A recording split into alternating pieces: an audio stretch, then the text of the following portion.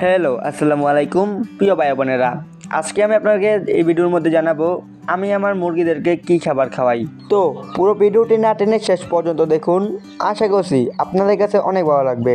তো সর্বপ্রথমে আমি আপনাকে জানাবো আমার মুরগিগুলো ডিম পাড়ার সময় হলে আমি কী খাবার খাওয়াই। তো আমার মুরগিগুলো ডিম পাড়ার সময় হলে আমি রেয়ার ওয়ান খাবার খাওয়াই।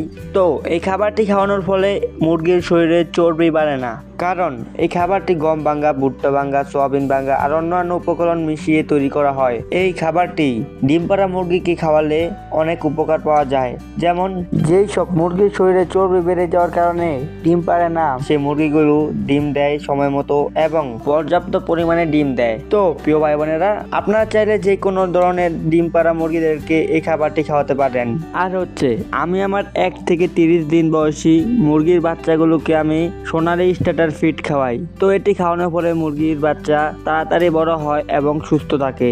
আর আমার মুরগির বাচ্চাগুলো 30 দিন বয়স পার করার পর আমি এই মুরগিগুলোকে সোনালী গ্লোয়ার ফিড খাওয়াই। তো এগুলো খাওয়ানোর পরে মুরগি তাড়াতাড়ি বড় হয়। তো অনেকেই বলে থাকেন ব্রয়লার গ্লোয়ার ফিড খাওয়ানো ভালো নাকি সোনালী গ্লোয়ার ফিড খাওয়ানো ভালো।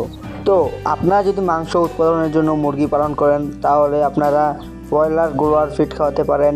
আর যদি ডিম উৎপাদনের জন্য মুরগি পালন করেন তাহলে সোনালী গ্লোয়ার ফিড খাওয়াতে পারেন।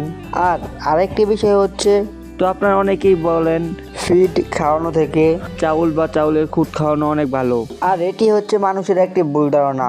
ভালো কোম্পানির ফিডের মধ্যে যে সকল পুষ্টিগুণ থাকে চাউলের মধ্যে তার অর্ধেক পুষ্টিগুণও থাকে না। তো প্রিয় ভাই বোনেরা, আশা করছি বুঝতে পারছেন কোন বয়সের মুরগিকে কি খাবার দিবেন। তো আপনি যদি আমার এই চ্যানেলের মধ্যে নতুন হয়ে থাকেন অবশ্যই চ্যানেলটিকে সাবস্ক্রাইব করবেন এবং পাশে থাকা বেল আইকনটি প্রেস করে দিবেন যাতে আমার এই চ্যানেলের সকল নতুন ভিডিও আপনি দেখতে পারেন। তো আজকের জন্য বিদায়, আসসালামু আলাইকুম।